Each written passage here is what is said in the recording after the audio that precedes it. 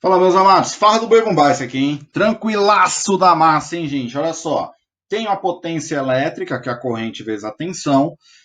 A partir da potência elétrica, eu calculo a energia elétrica multiplicando pela variação de tempo. Já está tudo prontinho na unidade aqui, ó.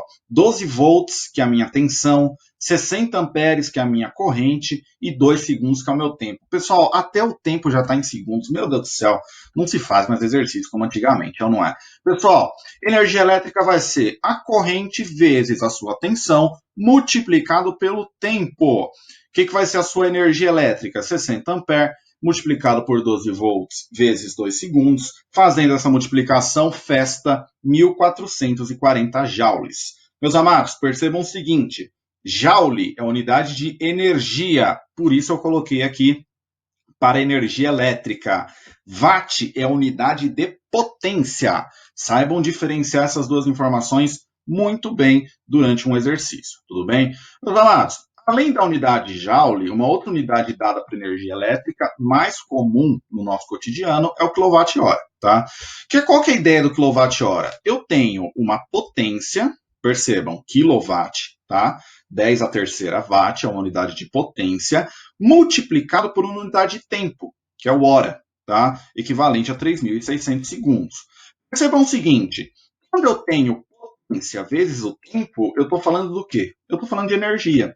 Então, o quilowatt-hora, ele nada mais é do que uma unidade de energia elétrica. Ele é bastante utilizado a medições no campo da cobrança, tá? Então, as contas de energia elétrica, grande maioria vem em quilowatt-hora, tudo bem? Pessoal, por que isso? Pelo seguinte, o quilowatt-hora ele equivale a 3,6 vezes 10 a sexta joules. Então, percebam que é uma unidade muito mais fácil de ser manipulada matematicamente do que o joule, tá? Então, comercialmente, a gente costuma usar o quilowatt-hora, tudo bem? Percebam o seguinte, quilowatt-hora nada mais é que energia elétrica consumida num determinado período de tempo por aquele aparelho ou por aquela residência, tudo bem?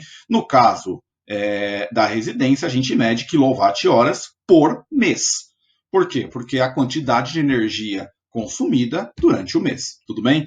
Pessoal, para vocês terem uma ideia, o que gasta 1 kWh, resumindo, o que gasta 3,6 vezes 10 a sexta joules, tem aqui alguns exemplos, olha só.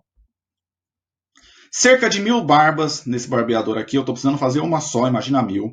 Preparar 20 sucos nesse liquidificador aqui, maravilhoso. Lavagem de 3 kg de roupa no ciclo normal nessa máquina Festa aqui, ok? 20 minutos do chuveirinho, olha só.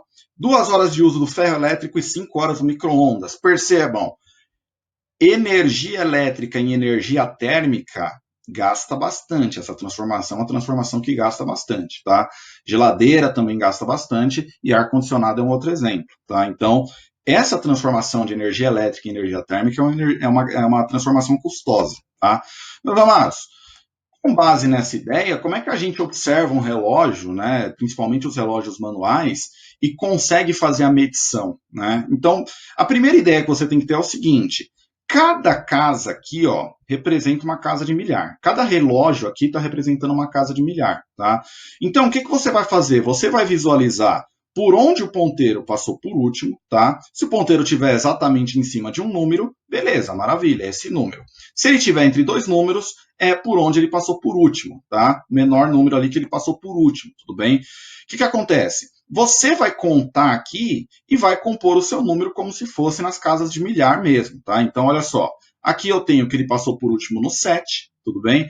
Aqui eu tenho que ele passou por último no 8. Aqui eu tenho que ele está em cima do 3. Ele passou por último no 9. E aqui ele passou por último no 3. Então, percebam o seguinte. Eu tenho 7, 8, 3, 9 e 3. Essa sequência me forma a quantidade de quilowatts-hora. Paulo, isso é a quantidade que você consumiu no mês? Mais de 70 mil quilowatts-horas? Não, meu amado. Você vai subtrair da última leitura.